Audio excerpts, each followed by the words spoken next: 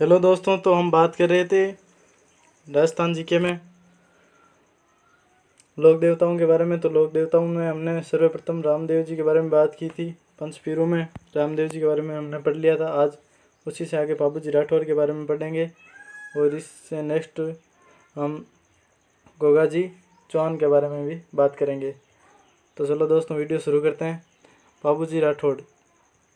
अगर बाबूजी राठौड़ के परिचय की बात करें, सर्वप्रथम तो इनके जो उपनाम है वो आते हैं ऊँटों के देवता, गोरक्षक और प्लेग रक्षक देवता भी इनको कहा जाता है। तथा इनका जन्म जो है वो 1239 ईस्वी में कोड़ूमठ जोधपुर में हुआ था और इनकी माता का नाम जो है वो कमला दे था तथा इनके पिता जो थे वो थे धांधल जी राठौड़।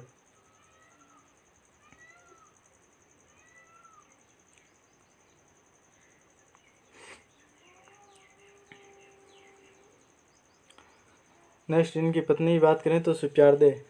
इनकी पत्नी का नाम सुप्यारदे या फुलमदे था, जो कि जो सोडा राजपूत सूरज सिंह जो थे उनकी बेटी थी।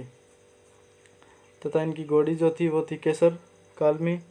और अवतार जो है ये लक्ष्मण के अवतार कहलाते हैं। बाबूजी जो है वो लक्ष्मण के अवतार कहलाते हैं।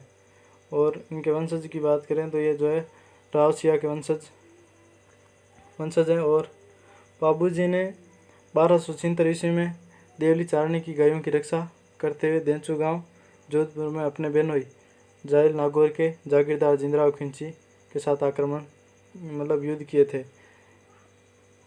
जो बाबूजी राठौड़ थे वो अपने बेनोई जिंदराव खिंची के साथ युद्ध करते हैं और वीर गति को प्राप्त हो जाते हैं,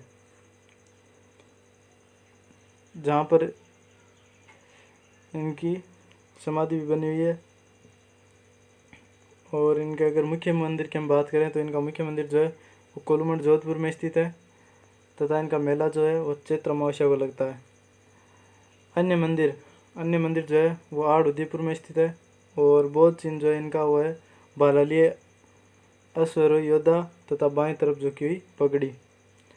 नेक्स्ट इसी में हम बाबूजी के सहयोगियों की बात करें तो इनके सहयोगी जो आते हैं वो आते हैं चांदा है, डेमा है, हरमल, सलजी सोलंकी।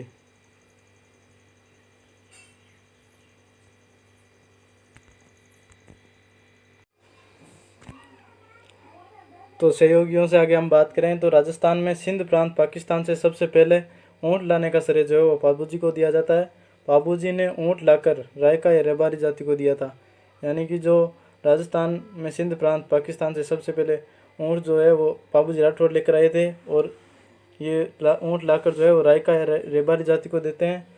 इसलिए जो बाबूजी है वो रायका या रेबारी जाति के जो है वो आराध्य देव भी कहलाते हैं। बाबूजी भील व नायक या थोरी जाति में भी लोकप्रिय हैं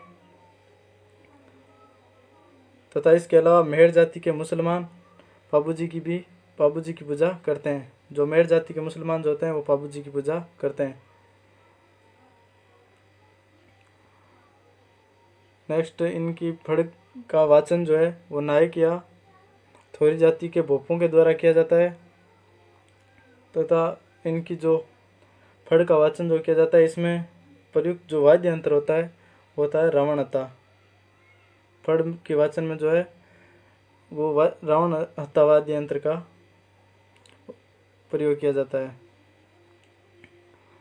नेक्स्ट बाबूजी की फड़ सबसे लोकप्रिय फड़ है, जिसका वाचन जो है वो ऊँट के बीमार होने पर रात्रि के समय में किया जाता है। भक्तों के द्वारा बाबूजी के जो है वो पावड़े गाते समय माठ वाद्य यंत्र बजाया जाता है। और थोरी जाति के लोग पाबू दनेरी वाचना का यश गाते समय सारंगी वाद्य यंत्र बजाते हैं। मारवाड़ में बाबूजी की याद में थाली नृत्य किया जाता है। अगर क्वेश्चन पूछा जाए कि मारवाड़ में बाबूजी की याद में कौन सा नृत्य किया जाता है तो आपका राइट आंसर जो है वो इसमें आएगा आपके थाली नृत्य। नेक्स्ट बाबूजी के जीवन पर ओस अमोर जी ने एक ग्रंथ लिखा था। वो ग्रंथ आता है बाबू प्रकाश ग्रंथ।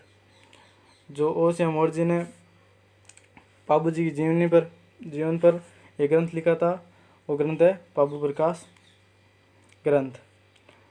तो हम पाबू जी राठौड़ के बारे में बात कर चुके हैं। अभी इससे आगे नेक्स्ट पंच पीरू में गोगा जी चौहान के बारे में बात करते हैं। गोगा जी चौहान, तो गोगा जी चौहान के उपनाम जो है वो आते हैं जहार पीर, गोगा पीर, गोरक्षक। और इनका जन्म जो है 1946 ईस्वी में ददरेवा गांव चूरू में हुआ था। और इनकी माता जो है वो बाछल, और इनके पिता की बात करें तो जेवर सिंह चौहान। और इनकी पत्नी जो है वो उनका नाम था केलम, जो कोलूमंड जोधपुर बुड्ढो जी की बेटी थी। घोड़ी, और इनकी घोड़ी जो है वो नीली, जिसे गोगा बप्पा भी कहा जाता है। और गुरु जो आते हैं इनके वो आते हैं गोरखनाथ। नेक्स्ट गोगा जी के बारे में बात करें तो गोगा जी ने गायों की रक्षा के लिए मुसलमानों के साथ 11 बार युद्ध किया था। कितनी बार किया था? 11 बार। और कर्नल जेम्स टोड के अनुसार गोगा जी ने अपने 47 पुत्रों व 60 भतीजों के साथ मिलकर सतलज नदी पार करते हुए महमूद गजनवी के साथ युद्ध किया तथा वीर गति को प्राप्त हुए। गोगा जी के रण कौशल को देखकर गजनवी ने गोगा जी को जहार पीर अर्थात साक्षात देवता की उपाधि दी थी। यानी कि जो गजनवी, मोहम्मद गजनवी जो है वो गोगा जी की रण कौशल को देखकर उन्हें एक उपाधि देते हैं। वो उस उपाधि का नाम आता है जहार पीर। गोगा जी को जहार पीर की उपाधि देते हैं। इससे आगे गोगा जी की सिर या जो शीर्ष मेढ़ी जो है वो ददरेवा चूरू में स्थित है। और गोगा जी की जो धड़ या धुरमेढ़ी जो है वो नौर हनुमानगढ़ में स्थित है। गोगा जी का सबसे बड़ा मंदिर जो है वो नौर हनुमानगढ़ में स्थित है। और इनके मंदिर की जो बनावट जो है वो है मकबरे नुमा।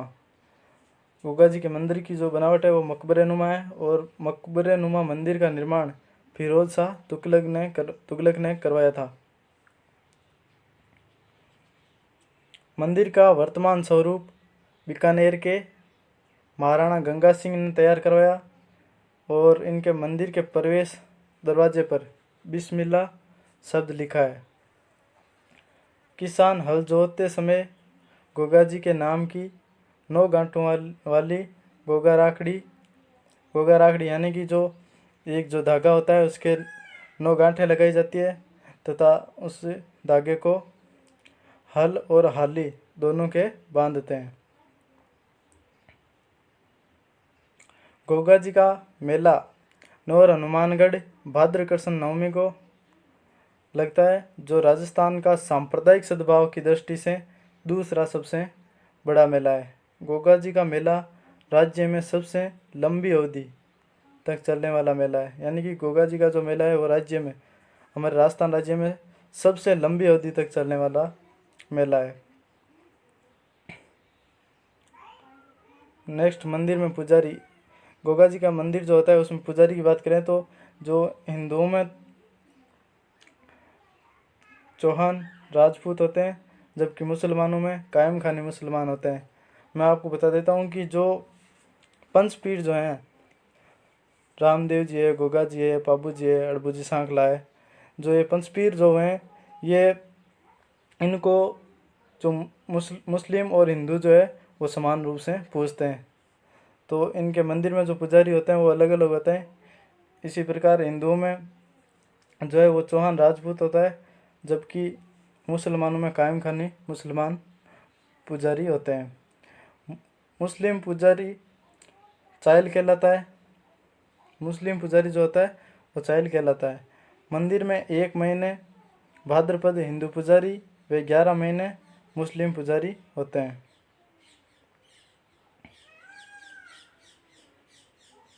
गोगा जी के मंदिर से थोड़ी दूरी पर गोगा जी के गुरु गोरखनाथ के नाम पर गोरख तालाब बना है, जहाँ पर भाद्र कृष्ण दशमी को मेला लगता है। गोगा जी के जागरण में इनके भक्तों द्वारा डेरू व कांसे के कटोरा बजाए जाते हैं। गोगा जी गोगा मेढ़ी में जिस जंगल में गायें चराते थे उसे पणिरोपण या ओयन कहा जाता है।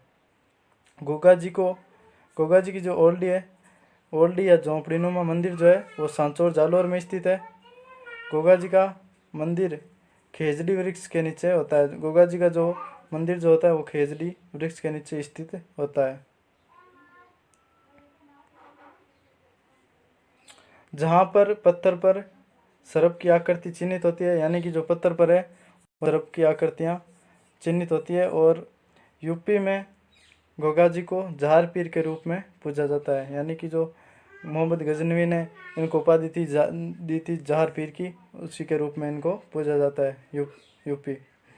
और नेक्स्ट इनके बारे में बात करें तो गोगा जी ने अपने मौसेरे भाई अर्जन सर्जन के साथ भूमि विवाद को लेकर युद्ध किया था।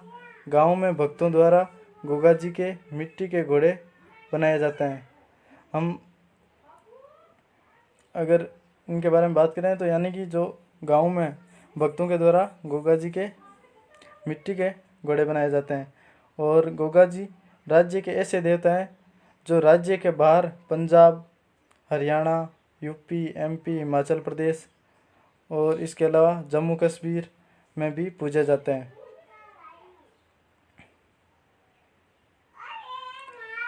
तो आज हमने पंचपीरों में बाबूजी राठौड़ और गोगा जी चौहान के बारे में बात की। नेक्स्ट वीडियो में हम